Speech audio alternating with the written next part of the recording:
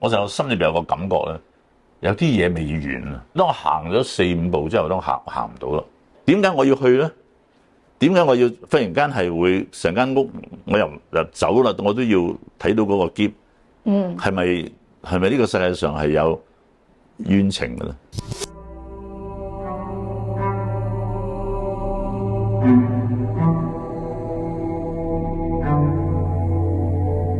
翁靜晶，危險人物2.0。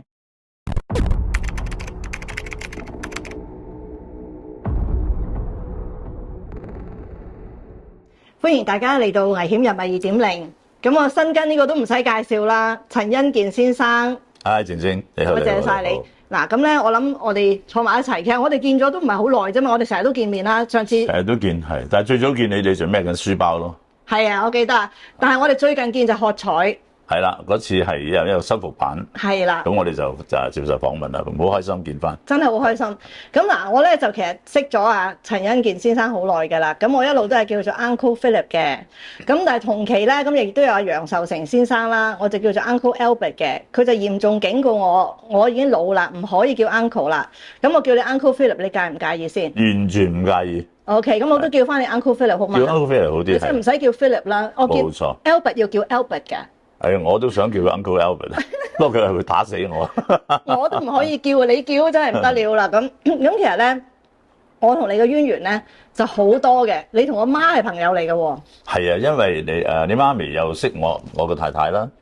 咁同埋你媽咪嘅好朋友李樂夫大幫啦，即係佢係 Chief Inspector 啦，佢係我哋警察隊入邊嘅傳奇人物嚟嘅。係。咁佢亦都同我有一啲大家有一啲發生過一啲嘢，咁我遲啲可以講俾你聽。OK。好嘛，所以咁佢係我仰慕嘅一個喺警隊裏邊嘅人物嚟。嗰陣時李樂夫咧就同媽咪咧就一齊做生意啦，咁啊好好啦。咁嗰陣時700萬元大劫案咧，就係李樂夫破案噶嘛。係啦，我媽都有份破案嘅。嗰陣時佢哋警方個部署行動咧就喺我哋尖沙咀間屋嗰度嘅，喺嗰度做部署總部嘅。同埋有一單案係李樂夫俾料俾我，但係一路都我諗報紙都冇乜講。但係其實嗰個人物都好重要，一陣間我當送俾你嘅 bonus。好啊好啊，我收下料先啊陣間。咁好啦，咁Uncle Philip 啦，咁我點解會入娛樂圈咧？其實正式拍電影咧都係因為你嘅。咁我記得嗰陣時咧，我大概係14歲到啦，我就離家出走。係啦。咁於是咧，咁我咧就拎住幾百蚊咧就走咗去澳門，但即係好似我冇帶埋我細佬嘅，我自己走嘅。咁跟住後來好快幾日就使晒啲錢啦。咁我咧就搭船翻嚟，我船度撞到你，你記唔記得？係啦。咁我見到你係 Uncle Philip 咁樣，咁你就見到喺嗰次見翻我之後，你揾我媽噶嘛？係啊。你拍喝彩就係咁樣起噶嘛？係啊，因為我想揾你咧，我知道揾我太太揾你媽咪傾最好嘅。但佢冇講俾你聽你出走嗰啲嘢啦，當然。我其實咧走咗之後咧，我走咗差唔多都好多個月嘅。我嗰次喺澳門出走失敗之後咧，我翻咗香港之後咧，我冇即刻翻去嘅。咁我咧就走去淺水灣嗰度買啲汽水咧，就買汽水啦。咁啊喺度即係自己喺度揾食謀生，咁我就幾個月嘅。咁我係母親節嗰陣時咧打電話俾媽咪，因為始終掛住佢啦。咁我媽就話：你係好似雀仔咁，你飛到攰，你翻嚟啦咁樣。咁我喊啦，梗係。咁媽咪就話：阿陳欣健揾你啊，話有部戲揾你喎咁樣。咁我先係咁樣。就聯絡翻我翻屋企嘅，都係命運嚟，我覺得係咪咧？係啊，係。我仲記得咧嗰一次喝彩，你叫我去邊度咧？你叫我去海洋中心嘅，你哋個 office 喺嗰度嘅。係。咁啊，有孫明恩。係，因為孫明恩係嗰部戲嘅監製嚟嘅。咁變咗佢係，其實都係因為佢，我哋係能夠同阿楊受成先生即係傾得掂，而家楊生其實佢都好熱愛電影咯，又好支持朋友，所以先至會拍得成。因為原本話投資嗰個人就唔見咗人。咁所以係呢都係我哋人生裏邊嘅一啲恩人嚟嘅。係。咁我記得嗰次我去到咧，我就冇化妝嘅，我14歲幾，我記得你哋成條走廊咧好多女仔試鏡噶嘛，你叫我試鏡嘅咪得啊？係。仲有陳國基喺嗰度嘅，我記得。係啦。陳百強經理。係啦，係啦。咁嗰條巷咧就好多啲媽咪陪住啲細蚊女去啦，哇！又跳晒芭蕾舞啊，着到好靚啊，個個都係咪個個都表演一次？好笑嘅，有啲唔掂咧，根本上係。咁但係我哋真係好其實都幾好 desperate， 即係急啊！你唔知因為要拍啦嘛。咁但係當然你一出現咗，你肯咗之後，大家都唔使講啦。嗰次其實我肯係因為我反叛咋，你記唔記得啊？咁嗰陣時我記得導演咧就叫我咧就話呢套學彩入邊個女主角係發羊吊噶嘛，有病噶嘛。咁佢就話咧，你試一個發羊吊嘅俾我睇睇咁樣。哇！一聽見喂你好似冇話俾我聽要我嚟發羊吊喎，我都唔知發羊吊係點。講真話，咁就叫你咯，uncle。佢叫我試發羊吊，不如你做一次俾我睇，我跟你。咁於是我就係咁已整咗個。你冇整啊！你死都唔肯整啊！你話我唔識點樣發羊吊，咁我哋兩個你推我讓。根本上我都唔使理佢啦，內定咗都係你㗎啦。係咩？梗係啦。未試鏡你已經內定咗啦？唔使試㗎啦，即係因為未揾到你咧，我哋真係要試鏡嘅。但係你一出現咗之後，任何一方面都係好啱嗰個 character。非常之啱，即係不作他人想。喂，真係多謝晒。咁後來我就記得阿 KK 咧，陳國基出嚟，佢話呢個係女主角啦，因為佢唔肯去做啲核突嘢。原來之前嗰啲女仔啊，個個咧做晒嘔白泡啊，喺度點啊嗰啲咁咧。佢話如果你係一個靚女，你做咗呢啲嘢之後，你就唔靚噶啦咁樣。係啦係啦。咁啊係咁樣，我就拍咗學彩啦咁。咁嗰個就我識你啦。咁好啦，咁啊講到學彩咧，咁啊蔡繼光導演咧呢輪咧都有幾個成日訪問啦佢成日都講喎，我拍戲拍到一半我俾人拉咗喎，話我唔知去邊度打咗邊個喎，去邊度幫人伸張正義喎，又就揼咗人一身，咁跟住然後咧你就要嚟差館保釋我喎。冇咁樣嘅事，完全冇咁嘅事。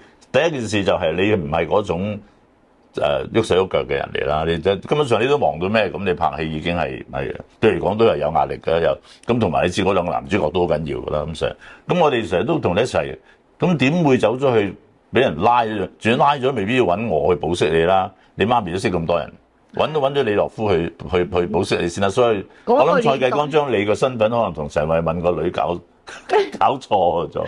即嗱，我咧，我都識功夫嘅，係嘛？但我就唔會咁。你唔會打交，唔會打人咯。咁同埋打人學你講未夠年齡嘅，梗係揾咗我媽先啦。梗係啦。係咪嗰個年代都唔使保釋啦，一個電話去係嘛？即係咁樣。咁所以咧就我諗澄清翻先。係啊，蔡導演可能忘記咗啦。蔡繼光有咩唔明嘅打俾我問我。咁好啦，咁呢個又講咗啦。咁好啦，咁啊，仲有嘅咧就係咧嗱，我就知道咧，你咧就Auntie 咧就明星嚟嘅。咁啊，柔情係嘛？係柔情。咁你嗰陣時識 Auntie 嘅時候，你係警察嚟嘅喎，你咪差人娶個明星？我嗰個年代都唔奇嘅，唔奇嘅。因為其實我一路都係有同邵氏啲明星玩嘅。我做緊警察部嘅時候，因為我工作咧，我有好多時會警察部做啲聯歡會啊。咁我嗰陣時我陳子超嗰個警署警長啦，我哋叫咩渣啦，咁啊好 friend 嘅。咁啊陳子超又成日入去邵氏嘅。咁同埋咧就係好喜歡個陳美玲嘅，日本嗰個係幾姊妹嗰個。我知。咁佢好中意佢音樂唱歌啊，咁就叫我買個吉他俾佢啊咁樣。咁後來就因為我成日入去玩，我同方盈啊、竹青啊、金文啊、金飛啊，我太太柔情啊，上玩埋一堆嘅。咁黃宇啦，仲有啦。咁變咗係我同一班人好熟悉。咁而我太太同我點解走埋咧？因為兩個都中意打保齡。咁我帶佢打保齡，咁同埋咧佢中意打麻將，我就中意睇人打麻將。咁因為有啲咁嘅臭味相投，咁大家相處耐咗，咁嗰陣時其實我好想有一個家庭。嗰陣時係1970年度咯，咁我好想有個家庭，我覺得自己事業都幾穩陣啦。咁同埋我係時候要組織個家庭，希望同自己心愛嘅女人能夠有一個結晶品啦，希望有小朋友啦咁樣。嗰陣時你做到咩級別㗎啦？我係未升總督察。我係1977，應該係73度就升咗做總督察，咁都佢都幾旺我嘅，其實可以咁講。咁係咯，咁跟住就先做總督察㗎啦。咁我就變咗係同佢好快咁大家傾下咁樣。咁佢個人又好温順嘅一個人嚟嘅，佢唔會話好多條件啊。咁佢爸爸媽媽又唔喺度啊，冇屋企人啊咁變咗我哋兩個都其實都同居咗成差唔多有5-6年先至結婚，真係好話唔好聽，試下先啦，大佬。但係冇用嘅，試咗都係冇用嘅，發覺。喂，但係你嗰陣時喺你啲同袍嘅眼中，你娶咗個明星喎，咁啲人會唔會哇咁樣啊？咁但係佢嗰啲明星嚟又覺得娶咗個幫辦個華咁噶嘛，咁我哋大家各有所長啫。呢啲華得大聲啲咁。唔係，其實做警察都係做戲啫，有時唔係啊。唔係你都離奇啦！你喺個戲入邊做警察，跟住又唔係你嘅現實生活係警察，跟住你戲入邊做警察，咁好在你唔係捉鬼嘅啫。係啊。跟住戲入邊又變成咁樣係嘛？咪係咯。咁好似即係講真話，我唔諗住自己就喺戲裏邊做警察，我係用編劇嘅我以編劇身份入行噶嘛。哦，係。其實我喺幕後噶嘛，做策劃咁。咁跟住咧，一做警察啲人覺得我樣似可能嗰個年代，咁你成日都係得我同李修賢嘅啫，冇第三個噶啦。咁變咗係個機會用下就用多咗。咁其實我就好唔開心嘅。咁你想做乜嘢啫？冇嘢做啊！做警察咪成日坐喺個台度鬧完周潤發就鬧成龍，鬧完成龍就喺度鬧梁朝偉，即係變咗係對我嚟講都唔係對我。第一係冇要求任何演技，最緊要似。咁你做咗11年你都唔似就好死佢啦，係嘛？咁你最想做咩角色咧？我其實好想做一啲好老土啊，或者係你咪做咗咯，喝彩咪做咗咯，好老土咯。喝彩但係死得太快啊嘛，個劇本唔係冇描寫，但我好開心其實係拍咗反黑嗰個網劇嘅。拍一個網劇雖然都係做警察，但係一嚟咧好快咧就退咗休，咁變咗開一個餐廳酒吧嘅老闆，跟住俾人迫害就同我同有啲父子情，即係我中意有情嘅嘢喺入邊。咁但係都要等咗幾十年先有一個咁樣嘅角色俾我，所以個網劇反黑裏邊個 character 咧係我最中意。我講一樣嘢俾你聽啊！咁其實咧好多做咗好耐嘅老戲骨咧都有一啲願望嘅。咁嗰陣時阿劉師傅咪拍《七劍下天山》嘅。係啊。嗰陣時佢已經病得好犀利㗎啦，咁已經係話咧完全唔可以再拍戲㗎啦。咁啊徐克就揾佢拍《七劍下天山》，我話你唔好啦，即係你咁辛苦救翻條命。佢話唔得，我呢次一定要做。我話點解咧？佢話因為呢套戲入邊我其中一個男主角，而且我啲對白係多過黎明嘅。哇！我冇嘢好講。一定啦。佢啲對白多過黎明，冇嘢好講，咁所以即係每個演員都有一個理想咯。係啊，我哋係會放棄一切嚟到追求，即係許冠文話齋，我哋嗰啲嘢喺我哋血液入邊嘅，即係你唔知你睇唔到，但係我哋自己會感受到。當嗰個機會嚟嘅時候，而你好想去把握嗰個機會，唔想失咗嘅時候咧，你係唔介意去做啲犧牲，不顧一切去做嘅。你哋嗰個年代咧，我仲記得媽咪有個朋友叫黃燦光啊，我記得，而家仲喺度好，我同佢飲茶一個月一次起碼。佢都好靚仔㗎，我記得。好靚仔，好靚仔喎！佢爭啲冇去做明星，佢係好傳奇㗎。我記得咧嗰陣時佢係破格做警察㗎嘛，佢未夠年齡㗎嘛嗰陣時我聽見。佢爸爸都係差人嚟㗎嘛。哦。後來就因為好似因公殉職嘅。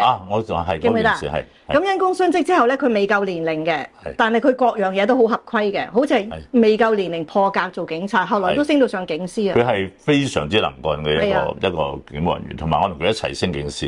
係啊，我哋嗰陣時係東九龍，唔係以前喺九龍總部有個總部嘅偵探部㗎嘛。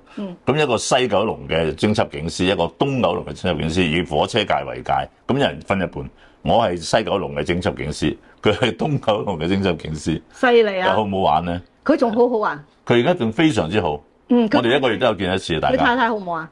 佢太太都好，個個都好。佢太太隻手好靚噶嘛？嗰陣時佢教我哋咧，用嗰啲橄欖油加糖咧去捽完之後戴個手套，然之後你洗咗隻手就好靚。佢個太太隻手係完美嘅。哦。我仲記得啊。咁啊係咯，呢個我記得嗰陣時你哋即係。嗰個媽咪嗰個朋友圈子啊，入邊就係咁樣嘅。好細，大家都認識，同埋大家都好比較密切咯。咁呢度又順便澄清啦。嗱，見到咧就有一啲網台啦，都有講翻你以前做嘅案，即係破案嘅案件啦。有啲人留言就好乞人憎嘅，就話咧嗰陣時因為廉署成立，咁所以咧你咧就因為要避開呢個廉署嘅偵查，所以你先去做明星嘅，有冇咁嘅事？其實我係爆一個內幕俾你聽啦。其實我未離開嘅，我而家都喺度臥底緊。我係呢個廉署派去呢個娛樂圈臥底嘅，係啦，咁就你又未查到你，因為你係 Y 字頭，肚餓我話你肚餓過我。講笑啦，其實唔係，其實點解咧？我都話同你講，我由細就係我喺學校就唱歌，我係做話劇嘅，我喺喇沙，咁同埋我自己中意做，但係因為個屋企環境，我有4個細佬妹，咁我係要爸爸媽媽好辛苦去諗下湊大我哋嗰個年代，咁我唔想佢哋繼續落去。咁同埋我係中文肥佬喎，入唔到香港入唔到大學，咁我入唔到大學點咧？就揾一份好嘅工作，咁而我又覺得警務工作幾好，咁就入咗去啦。咁但係你做咗11年之後咧，你其實我就好，你話我僥倖又好，你話命運又好，所有啲大案我都沾手過，我都做過啦。同埋我經歷過2次嘅暴動，一個係天星碼頭暴動，一個係67年嘅香港左派暴動。咁啊變咗我係覺得係已經睇，我除咗未守過交通部之外，我都做晒，我都仲唱埋交通安全歌，幫佢哋宣傳。咁同埋嗰個最好笑就係我同嗰陣時有一個叫歐志源督察，咁我就作歌，佢就作詞，就 LLT and ABC 咁，即係叫啲小朋友交通安全隊唱嘅，叫你過馬路小心啊咁。咁我就好開心，做完之後咧，嗰個負責呢個交通部嘅好高級警務處長叫做步君 Broward， 佢叫我上去就嘉許我，佢就話 Mr. Chan， 佢話你又非常好，我哋會欣賞你，我俾你2個願望咁樣。我話好啊，我第一個咩？你可唔可以俾個靚車牌俾我？即係嗰陣時啲車牌警察部控制嘅。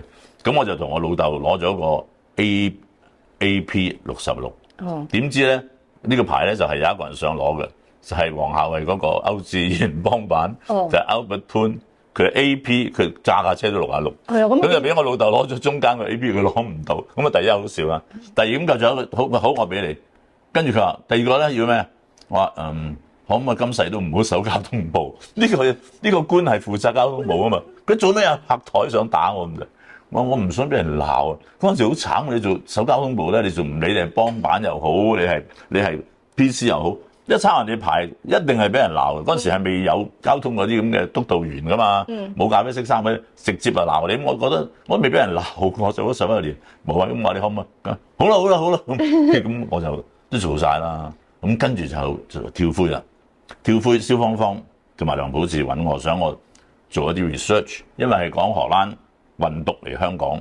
咁嘅時候咧，咁佢就揾我，咁就講啲內幕俾佢聽咁。然後咧就蕭芳芳就話：不如你咁過癮，你個人咁有幽默感啫咩？佢話你不如我哋試下寫，你寫劇本，佢教我寫劇本，芳芳教我寫劇本，呢個係我嘅真係開山祖師嚟嘅。咁加埋有個側邊有鬼佬，呢個梁普智。佢個幽默感就係佢識笑嘅啫，但係我哋拍港片啊，大佬，咁變咗一個鬼佬同埋一個半鬼佬、半鬼婆嘅蕭芳芳，就教一個係半鬼佬、半個話中國人嘅新編劇。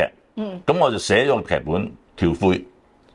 咁嘅時候咧，到佢哋拍嘅時候咧，我心諗哇，我哋要翻去做警察啦，人哋喺度拍啦，咁就好似同人哋生咗仔，我同佢兩個懷咗孕，佢懷咗我 BB。而家趕咗我走，你都唔制啦，係嘛？咁於是我就條氣好唔順，咁我有4年冇放過，有4年冇放過假，因為我喺 CID， 我1年係有1個月，我就攞4個月假跟跳灰，我就去做阿4，即係除咗斟茶遞水、擦鞋之外咧，我都差唔多做晒。我跟梁普智學剪接，一路修改劇本。咁同埋係去做音樂啦，成套戲嘅音樂啊咁變咗嗰做完之後一出咗嚟嘅時候好成功啊嘛。問我歡呼聲有幾多？問我悲哭聲有幾多？我如何能夠一日去數清楚？好好睇啊！嗰套戲跳灰犀利嗰陣時係啊。咁我咪唔做咯。所以我都要講多句，其實唔成立嘅。你話陳欣健因為要逃避 ICAC， 所以去做演員，因為嗰陣時特赦噶嘛，你記唔記得啊？就算有都赦咗你。74年全部特赦嘅。咪就係咯，使乜要咁走咧？如果你係真係自己有一啲唔好嘅嘢喺嗰度咧，如果你一話走啊，因為我係唔係退休噶嘛，我係自己俾1個月人工，佢話我星期六上話，我星期1唔翻啦，咁樣。如果知道你走，即係將你個 file 喺第清出嚟擺咗喺面嗰度，查你先啊嘛。咁但係我哋自己問心無愧啦。同埋我想問下你喎，你係見證咗香港警察變咗香港皇家警察嘅喎。英女王嗰時加個皇家落去就因為暴動有功，係咪咁樣啊？都係嘅，但係到嗰陣時對我嚟講冇乜所謂啫。你馬會都皇家咧，有冇加我哋？有冇多粒皇冠㗎嘛？嗰陣時我知，但係唔係有咩特別感覺？冇乜特別感覺。只不過就係作為一個年青人，我認為喺警隊我係得到好好嘅體驗咯，同埋係學到睇到好多一般人睇唔到嘅嘢，只有你睇到嘅嘢。我睇到嘅嘢。因為你係乜危險嘅都睇，危險啊核突啊都睇埋。喂，咁我都而家嗱，咁我又講翻啦。其實咧，好多人咧，即係我知你破咗好多案啦，但係咧，好似咧次次咧，你去到嗰個橫頭咧就發生事嘅喎。嗱，好似你有3宗，我覺得最緊要嘅咧，第一宗我永遠都會記得嘅，就係呢個寶生銀行係挾持人質案件。你上電視靚仔到咧，型到咧不得了。實際上喺呢幾個鐘頭嚟咧，嗰個環境咧。係同初我哋發俾你哋嘅報告咧，係並冇乜嘢嘅改變㗎。嗰時好似啱啱開始有直播啊嘛，以前記唔記得？嗰次係第一次係有電視直播一個案件，而且係通宵直播。然後我翻到屋企換衫，即刻趕翻出去。我見到我老婆喺度瞓覺，我喚醒佢話：你有冇睇啊？有冇睇我啊？我冇啊！我哋喺度睇咩？佢話：麗的嗰邊做緊蕭芳芳好好睇，頭先我睇蕭芳芳，我就想碾死佢，跟住沖個涼就追翻去。咁其實嗰個係一個破天荒咯。咁其實點解我出嚟講？我嗰時我得29歲，冇添啊，唔知28歲嗰陣時，但係冇人肯出嚟講，因為係冇警察公務關係科嘅。咁冇人去同面對記者嘅。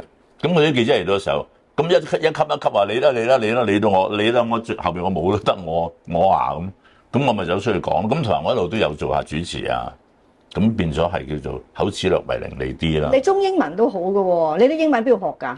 我啲英文因為我讀書年都佢哋擺咗我喺嗰啲鬼仔啊，同埋啲印度啊、英國啊、葡萄牙，我同一啲混血啊，同埋同一啲外籍嘅嗰班人會 A 班係全部都係嗰啲噶嘛，我就每年都係 A 班，咁變咗就成日都同佢哋講英文。嗰陣時考紅膊頭噶嘛，而家係咪仲叫紅膊頭？警官唔使，幫辦唔使紅膊頭，係嘛？就係警察就要。而家好似唔知有冇啦。以前咧，你嗰個章有個紅色嘅就叫紅膊頭嘛，就識英文噶嘛。而家應該都冇，而家啲學歷好高噶啦，好多都真係起碼都真係大學預科啊或者大學啊咁高學歷，同以前係冇得比噶啦。以前讀報紙都可以得噶嘛，你讀到報紙就可以做警員。缺人啊嘛。嗰時有山東警察添，我記得。好多。高德超爸爸咪係咯，高美麗嘅爸爸咪係。都要解俾佢哋聽咩叫山東警察。嗰陣時冇人做警察，唔夠警察，於是佢哋山東嗰度揾啲大隻山東人高嘛，係咪咁啊？佢哋同埋山東咧，威海衛嗰邊咧，佢哋又識英文。哦，係咩？係啊，同埋好多係有啲係喺海關嗰邊，即係喺移民局嗰邊啊嗰啲，即係去到一啲嘅官級㗎啦。未必係一定係，當然係有警員啊，即係員佐都有啦。但係去到幫辦，即係去到官級嘅都有好多。所以我哋以前去到警察部咧，60幾年嘅時候，最多係咩咧？就係潮州、山東呢兩派。係啦。哇！真係犀利啊！即係所以好多歷史其實以個警隊嗰個演變歷史都好多嘢，好多嘢可以講咯。咁係啦，就講翻啦。寶生銀行就係當時咧第一個直播嘅。咁我都記得1974年嘅。咁就睇住第一個人質衝出嚟，哇！嗰下呢一幕我到而家都仲記得。咁以前咧，而家就捉到呢個劫匪啦，佢用件衫咧包住咧就帶走嘅。次次你都遇到大件事嘅。咁嗱，我不如先講邊個好咧？第一個咧就係先施大廈嗰個殺夫案啦，人哋佈咗成個局嘅，就俾你拆晒人個局。第二個咧就係長城別墅嗰個成塊案嚇，佢其實將佢啲眼皮啊、嘴唇啊，我睇咗你嗰個，我聽到，我睇咗你嗰個節目，係講長城公寓。不過我哋首先聲明就係話咧，首先大家一定要，如果聽我哋講呢啲掌故咧，第一你記得嗰個年代係冇電腦嘅，係冇手機嘅，係咪？得即係有差人有傳呼機嘅啫。咁呢個係喺個好多時喺調查過程係冇嘅嘢。咁同埋第二咧，我哋講嘅嘢咧，可能係都幾核突下嘅。因為我又好血腥啦，咁大家可能會覺得唔安樂啊咁樣。咁所以我即係講咗先啦。即係如果大家中意聽嘅就最好啦。唔緊要啦，我呢個節目都比較法證少少嘅，即係都係講翻啲法醫啊、嗰啲搜證啊呢啲嘅咁。其實咧，我其實都唔知點解，我就特別好有興趣呢啲嘅。你知我做律師嗰段時間咧，我主攻係做謀殺嘅。咁尤其是多數啲變態嘅即係謀殺案啦。咁我好多時候喺個法庭度，我都會打開嗰啲驗屍啊、嗰啲報告啦、啲屍蟲啊。咁我就跟住喺度食飯喺度睇啦，喺出邊坐嗰度，啲人都行埋嚟問我：你係法醫啊？我話唔係，我係律師。哇！你咁嘅嘢，你一路睇一路食嘅，我係比較。即係覺得係一個工作嘅一部分，所以就唔會即係覺得好核突嘅。但係你作為一個20幾歲嘅年青人，雖然係一個警員，但係我想問清楚你啦，你當時去到呢個長城別墅做呢個兇殺案？長城公寓。長城公寓，你嗰時做咗警察幾耐啊？嗰陣時係74年啊嘛，係咪？係啊。74年嘅時候，我65年入去噶嘛，65、66、67、68、69、70、71、72、73、9年咯。見咗幾多死人啦？已經。第一日翻工就喺九龍城嗰個迴旋轉就見到有一個死咗㗎啦，我就喺度懶叻，啲人圍住晒，我又唔知咩事，行到埋嘅時候見到有個跳樓嘅，跟住我就等下你繼續睇我打電話先，我自己作下喎。跳樓係比較因為冇諗到，同埋我自己個人其實本身我係唔中意一啲，其實我係好抗拒一啲比較血腥啊，或者暴力啊咁樣。咁但係因為你做咗個好得意嘅喎，你當你做咗一個職位，你有嗰個責任喺身嘅時候咧，即係等於你做律師。我諗你係唔會考慮到自己個感受，即係你只能夠係去一條心，就係話我係要點樣去破呢件案，我應該點樣去下一步應該點做，揾啲咩人嚟幫手。我諗大部分嘅人都係咁嘅，因為我哋即係話我做九龍城嘅主任嘅時候，我去巡九龍城啲九龍城寨喎，幾污糟邋遢，又臭又剩，又有啲雞啊，又有啲雞女人嘅雞喎，唔係真係雞。九龍城就入得去嘅咩？唔係話唔入得嘅咩？警察？我係 officer in charge of Wall City，我係巡城隊，但係我哋行入去係唔會聞到臭味，因為着咗啲制服。你喺度行咧係唔會聞到嘅，但係當如果你唔着制服，你平時試下走入去嘅時候，你真係聞到你，真係臭到你暈。點解？因為嗰個責任心嘅問題。我明白啦，因為你係工作，所以你根本係完全着乜嘢都睇唔到、聽唔到嗰種嘅入去㗎啦，聞唔到臭味啦。你自己係唔再存在嘅，唔再係中心，你係要好客觀。其實要客觀㗎嘛，即係你要喺側邊嚟到諗好多嘢。你如果純粹要客觀，我做警察嚟而家咁，哎呀死啦，做死我啦咁多鐘頭啦咁你就唔使做都得。哇！九龍城寨原來你入到去㗎嗰陣時，我以為警察入得。我係 officer in charge Wall City 嘅。咁入邊如果發生罪案，警察理論上係咪唔可以拉佢哋㗎？唔係，只不過係因為佢哋嗰個所屬嘅行政權係就冇俾到英國政府一各樣嘅時候，即係租俾嘅時候，咁係屬於保安員啊。咁變咗個香港政府唔可以發一啲牌，包括咗建築牌啦，所以啲樓係冚唪唥唔使打樁嘅，挨住就得㗎啦，挨住唔好跌就得。牙醫啦，我知醫生啦。係咪？即係呢啲需要牌照嘅咧，好多時都冇。咁但係你話而家有啲黃賭毒啊嗰啲，其實照計我哋都係應該係屬於我哋要採取行動。譬如話謀殺更加要啦，係咯。咁城寨入邊有冇發生過謀殺案㗎？當然有啦。有冇拉過啊？當然有啦，唔喺我嗰度，唔喺我嗰陣。即係但係理論上係可以去拉佢哋嘅。要拉添啊！呢個係我哋嘅責任嚟㗎嘛。咁即係好不實嘅喎，因為好多人就話嗰度冇司法管轄權，唔可以入去城寨拉人，咁係唔係真嘅？係啊，同埋嗰陣時咧。個城寨咧，你知啦，係烏煙瘴氣，但係咧，因為佢嗰個環境差咧，耐不耐就火燭嘅。哦。咁每燒咗一棟咧，政府就有得佢丟空個位置喺度，慢慢就少咗好多屋噶嘛。嗯。咁後來就拆卸咯。係啊，我好記得啊，城寨嗰時有個牙醫叫曾志偉嘅，我屋企個馬姐都係揾佢啊，我好記得嗰陣時嘅。咁好啦，又講翻呢個長城公寓啦。係。咁長城公寓嗰單案件。係點樣嘅？因為好多疑點啊！第一咧，即係上次你聽咗，你講得好詳細，其實係咪？不過有幾點啦，我就補充嗰幾點啦。你或者你提醒大家係點樣先啊？基本嗰以後我再插翻入去。長城公寓咧就係1974年嘅時候發生嘅。咁咧就當時咧就有一個女人，咁咧佢個名就叫劉富敏。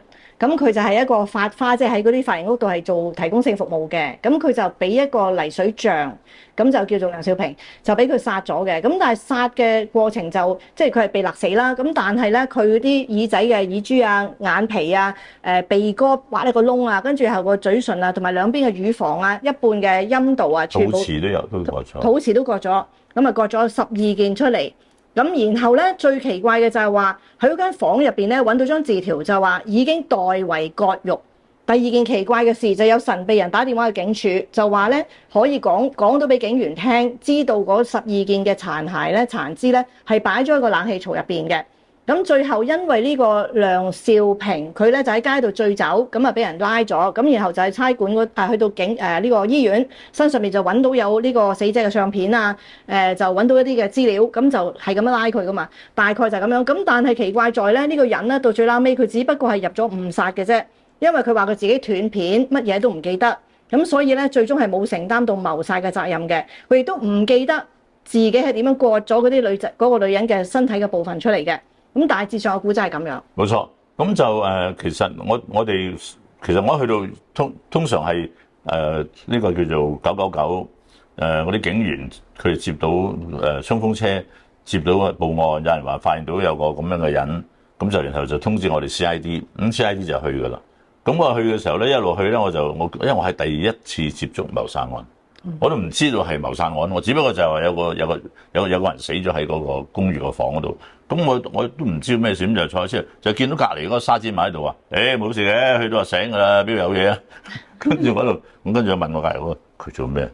佢係咁啊，佢話最好唔使做咯，嗰啲迷信嘢啦。咁我去到之後，咁我長話短説，佢嗰間房好細，細到真係我諗係得十平方咁上下，得一張床、一個痰罐、一個衣櫃，冇啦。一張床，嗰張床咧一個白布，好似你講嘅，有冇浴冚室㗎？住咗，冇浴室嘅。痰罐㗎咋？痰罐，咁然後咧有個布冚住，個布咧有啲淤咗嘅血係乾晒㗎啦。咁埋到去咁啊，阿 Sir 一陣，咁啊法醫官其實嚟咗㗎啦。咁我揭開一睇，我又唔覺得恐怖，我覺得好似個猴子啊，好似係馬騮啊。因為咧，因為頭髮短咗啦嘛，頭髮都俾佢你見到個頭個型啊嘛。咁呢個係白色㗎嘛？呢度係白色冇血，唔使我係冇血嘅話，呢個係個位白色好似小丑。呢度係白色有三角形，呢個係白色嘅嘴唇，就直情係好似小丑嘅。咁慢慢先揭到下面先見到其他嘅身體部分都係白色。我就問法官：我點解白色？佢因為佢係死咗之後先至割咧，好似你都有講，嗰啲血咧係沉澱咗喺個身體嘅下半部，所以佢割咧就係唔會有血。咁嗰陣時先發覺到係哇大鑊。咁可能第一件事就係你唔呢個都唔知咩人嚟嘅，就梗係叫翻尋晚當更嗰個阿伯啦。但係呢啲阿伯你知㗎啦，佢做得呢啲咁嘅公寓嘅時候咧。第一冇，好似你講得好啱啦，冇身份證登記嘅，話成日嚟嘅又唔知人哋係邊做乜嘢嘅，乜嘢都唔知嘅，咁就係話咧個女人都成日嚟嘅，咁如果晚晚都成日咁夜嚟，呢個都係一啲屬於係我哋可能係做嗰種職業㗎啦。咁於是但係你冇當有個死者，你唔知個死者身份嘅時候，你係無從去查任何案件。嗰陣時係唔知佢做乜嘢都唔知，咁就係只不過就係打開嗰個衣櫃咧，就勾咗一個空位喺度。得一個空位啫，其他咩都冇。咁呢個同所有報道都唔同啊，因為話個空位喺地下噶嘛。係啦，原來吊勾咗喺一打個木門係勾咗喺一個白度。咁係咪話佢嚟嘅時候係先除咗嗰個空位掛咗喺度，閂咗，然後將其他嘅衣服除咗，咁其他衣服就俾兇手攞走咗啦。但係留翻個空位。OK， 但係嗰陣時冇 DNA 嘅。OK， 記得。咁同埋咧，乜嘢都冇啊。咁變咗我哋係企咗喺嗰度。咁跟住啲人就話攞去驗屍啦，當然係要運入去驗屍。咁跟住佢哋就話阿陳 Sir 可唔可以俾翻間房佢哋做生意？我成日我就心裏邊有個感覺咧，有啲嘢未完啊！即係我好得意嘅有啲感覺就係話，我覺得喺呢間房又咩都冇，一眼企喺度睇晒，但係好似硬係有一啲嘢喺度，我又講唔出。咁我話唔好，都係封咗佢先，唔俾入嚟，唔俾做生意。咁好啦，變咗咧。我哋出到去就話，咁我就喺度諗啦，有乜辦法咧？點知咧就有個神秘電話接到啦。個神秘電話打嚟就係話咧，我係野狼。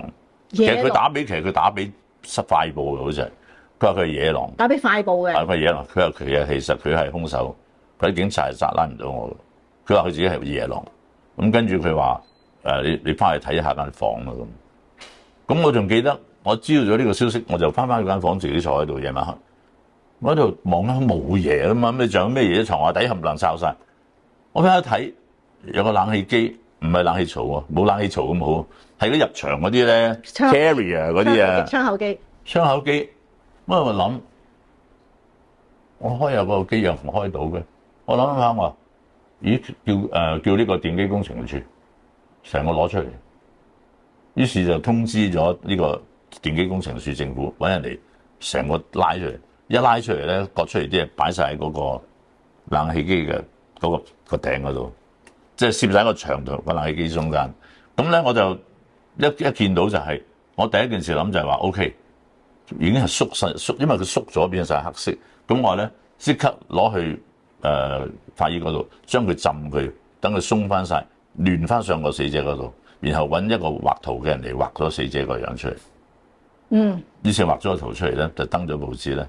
有一咁跟住佢下晝就有一個婆婆同埋14歲個女同埋好細個女，佢話好似係佢個女個婆婆，咁我俾佢認屍，咁就知道咗佢係劉富敏，知道咗。其實一知道咗之後咧，我哋未曾知劉富敏咧，我哋已經查咗好多成個上海街、新填地街嗰啲髮廊啦，因為佢哋做夜生活啊嘛，冇聽 check 晒問佢有冇人最近失蹤。但係第一佢唔係失蹤好多人，第二。佢哋嗰啲人失蹤係一啲都唔奇噶嘛，係咪？唔係成日翻工噶嘛，咁係啲翻嚟係零嘅結果嘅。咁但係知道咗個名之後咧，就容易啦，即刻揾翻佢嗰個髮廊，揾翻嗰個髮廊咧，個個都話唔知喎，唔知喎，唔知喎，個乜都話唔知，十問九不知。咁佢有冇熟客啊？咩追緊佢唔知 ，OK。咁然後咧，我哋撬開佢嗰個工作有個木櫃嘅，撬開咗咧就成沓卡片。嗰沓卡片咧，我哋攞翻嚟嘅話咧，全部要揾晒啲責人翻嚟，睇佢有冇一個不在場證據個 alibi。嗰個時刻，我哋嗰一晚到朝頭早，呢班人喺邊度全部 check 咗成一兩日啦。check 淨係有3個人係揾唔到嘅，一個就去澳門，兩個唔知乜。咁變咗係，於是我就嗰晚咧好奇怪啦，我就坐喺嗰個，我好憂心，我坐咗，我冇翻到屋企，已經係夜晚7點零鐘啦。我仲坐喺度話，因為我係好唔開心，因為我覺得好死得好冤枉，因為佢有個婆婆，有個咁細嘅女，佢係唯一一個為屋企去賺錢翻嚟養佢哋嘅一個媽媽。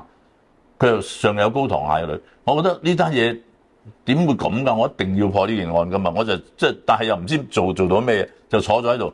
忽然間我個副手嗰個主任就走過嚟，佢話：阿盧幫問佢，陳 Sir，我元州街攞口供，我攞邊個口供啊？嗰3個揾唔到嘅人咧，其中有一個咧，佢有個阿叔咧住喺元州街嘅，你去唔去啊？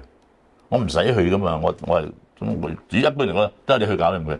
我話好啊，我去，我跟埋佢去元州街，跟埋佢元州街咧，去到一入到去嗰度咧，有個擺公，我諗都有成70幾歲，跟住就有間碌架床，乜都冇噶啦，咁有兩個細路仔喺度，我仲記得佢喺度攞口供，我喺側邊睇《歡樂今宵》，因為我又唔使理佢嘛，咁我又冇做喺度睇《歡樂今宵》，我記得係啱啱係《歡樂今宵》再會各位觀眾晚安，應該係11點幾啦，完啦，咁佢阿陳 Sir，我哋走得啦，咁話好啊。起身，但係當我行咗4、5步之後，都行唔到啦。我釘咗喺個地下嗰度，我唔知點解，我就係企咗喺度，我喺度望。咁跟住我就發覺到自己個焦點係望緊嗰個碌架床，冇乜嘢。上層嗰度呢個細路仔瞓覺，隔離有個咖啡色嘅皮篋，舊時冇而家啲 top 篋噶嘛，有個旅行皮篋。我先翻到度望一望，嗰個咩嚟嘅？唔係我嘅，佢一話唔係我咧，我就即刻成個醒咗。我話咁我可唔可以打開佢？我哋冇鎖匙。我話呢個係咪你外甥嘅？係啊，就係佢去澳門啊，我等佢翻嚟先。我同我副手講，撬開佢。嗱，呢度就同你收到嗰個報紙嘅唔同啦，一撬開個女人啲衫喺晒度。係揾到啲衫。啲衫喺晒就除咗個胸圍。有埋佢嘅身份證，有埋佢嘅相片，同埋佢兩個人一齊拍拖嘅相片，有埋個死者身份證，冇嗰個兇手嘅身份證。咁又點解佢唔抌晒佢咧？唔抌。I don't know，點解我要去咧？點解我要忽然間係會成間屋我又走啦？我都要睇到嗰個篋。係咪呢個世界上係有冤情嘅咧？我唔知啊嚇，我係天主教嘅，我唔鼓勵人哋去迷信。但係我當時真係希望嗰種嘅希望係破案為佢沉於得雪，可能係好強。咁然後一知道咗佢一啲喺晒度唔使講啦，夠晒證據啦，即係你話啦，係咪？咁就而家好啦。咁佢話而家呢個喺邊？佢話佢唔知電話響。我攞把槍出嚟，我督住嗰個阿伯個頭，我係聽電話。如果係佢打嚟，你唔好話有出人喺度，或者一槍打。嗰字你會嘟咗啦，打 X 死你 ，OK？ 好勁啊！要唔要？好勁啊！好型啊！唔係好型啊！好型講得最好聽嘅時候，快啲講埋落去。但其實咧，我做呢樣嘢之前咧，我已經鋪排咗咧幾個叫晒警察咧喺幾個九龍嘅幾個電話亭啊，喺度 tap 線啊，睇下有冇人打嚟呢度，真係打嚟聽，一拎起電話，喂，你快啲走啊，差佬喺度！我真係想一槍打死佢，講啫。哎呀，點會咁樣嘅？嗰個人夾埋㗎。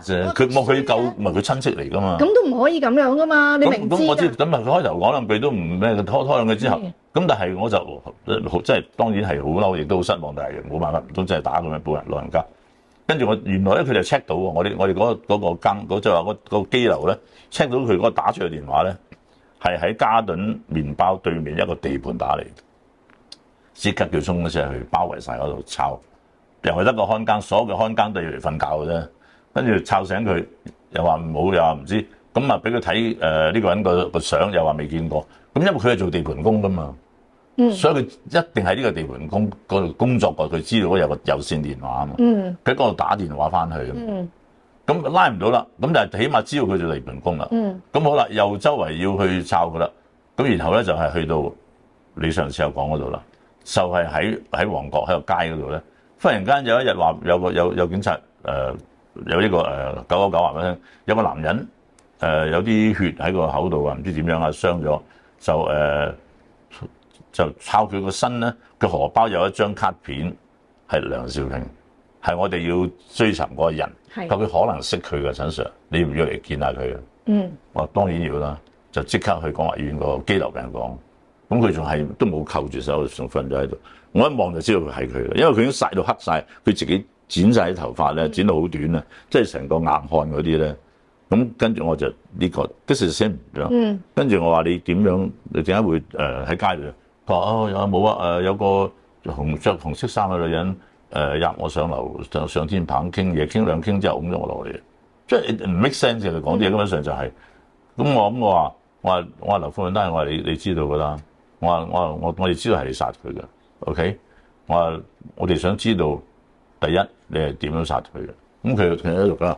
佢話我2個手指殺死佢啦。2隻手指殺死佢，佢係窒息死嘅，係碾死嘅。係佢話我係咁嘅啫嘛。2隻手指殺死佢。咁我話點樣得啊？跟住佢係咁樣。我做俾你睇，佢撲起身想攆我，跟住我叫佢快鎖翻住先，搭住個手扣，唔好俾佢起身。做俾你睇都做得。唔使示範啦，大佬。咁好啦，咁原來咧，佢就係佢承認咗殺佢，根本上就。咁話你用咩割佢出嚟咧？佢原來佢做地盤工，佢有把戒刀啊。佢有把戒刀啊。佢把戒刀佢就係用戒刀。其實佢係我真係我相信佢係攆死咗之後咧，佢走咗之後咧。佢走翻轉頭，我話你點解要割晒佢嗰啲部位出嚟咧？佢係因為唔想俾人認得佢。咁你點解後來佢係會打嚟咧？咁同埋你割你個面就得啦，點解要割佢下陰咧？我認為佢對呢個女人嗰個死者嗰個痴愛程度，已經係令到佢已經唔係佢自己。其實有精神分裂。其實呢個係一個有精神分裂嘅人，但係只不過喺個年頭，你唔係好似美國咁有個律師嚟掹咗佢去見心理醫生，又俾一個報告冇噶嘛。咁佢總之。所以你話以代為割肉啊咩，好多都係佢自己寫出嚟。有冇驗過啲筆跡係佢寫咧？因為我哋唔需要，因為佢認咗啦嘛。佢認咗，同埋嗰啲衫喺佢度揾到晒啊嘛。OK， 我一陣講俾你聽，我有啲咩理論啊 ？OK， 我知，因為你話歐陽炳強啊嘛，我知，即係會唔會係第二啲人咧咁？但係呢個人佢嘅行徑已經係好 disillusion， 佢係一種精神分裂嘅狀態，所以佢先會打去快報。佢有冇承認係佢打去快報咧？有，佢係野狼啊嘛！佢承認係佢打嘅。係啊，咁變咗係成件事係，我覺得係雕活緊一個咁樣嘅精神分裂嘅人。咁係唯一開心嘅就係能夠為死者去尋一事。其實我喺同阿麥當雄拍呢個大丈夫，或者就算佢十大奇案，我都唔肯將呢個故仔講出嚟，因為嗰個時代咧，就算係90幾年咧，人哋嘅屋企嘅小朋友仲細個。但係而家去到而家咁嘅年紀就唔緊要啦，可以講啦。呢啲係我哋講出嚟比較真實同埋係正確啲，好過俾人哋亂咁。係啊，以訛傳訛仲唔好啦咁樣。但係我有幾個問題嘅。嗱，第一就話係咪呢個梁兆平打電話去快報嘅？咁而冇人打電話去警局嘅，淨係打去快報啫。佢打嚟就只不過差館係留話，佢話佢係野狼。但係咪快報咧？佢又因為快報又賣咗出嚟，第一張報紙賣啫嘛。我一係就係佢自己打去，一係就係我哋警察俾料俾快報。呢樣嘢我都無從稽考啦。佢打去警察局嘅時候有冇講到嗰啲屍塊擺喺個酒店嗰度？冇，佢就係話喺間房度。喺間房度，佢就話喺間房度。咁即係話呢個人打過2個電話，一個打俾快報，一個咧就打俾警局，就話嗰啲屍塊留言啫。因為你知嗰人冇咩噶嘛，冇 call 機，咪有 call 機咪 call 我翻去咯，call 我翻去都冇用。咁所以係話喺個房度啦。咁而你去到間房度嘅時候，你就懷疑係嗰個機啦，個冷氣機、窗口機啦。唯一冇 check 過係個冷氣機啫嘛。咁我哋掹咗個鬼面罩又冇嘢，咁後來我諗下，咪叫電機處嚟掹咗佢出嚟。嗱呢個咧，我個理論係咩咧？我理論係唔係淨係得佢一個人？我理論係多過一個人，因為你要揾機電處成個嘢托出嚟，個冷氣機托出嚟，而佢一個人點可能係做到咁多嘢咧？一定係有另外一個人幫佢擺嗰啲屍塊落去托架機出嚟。點解佢得咧？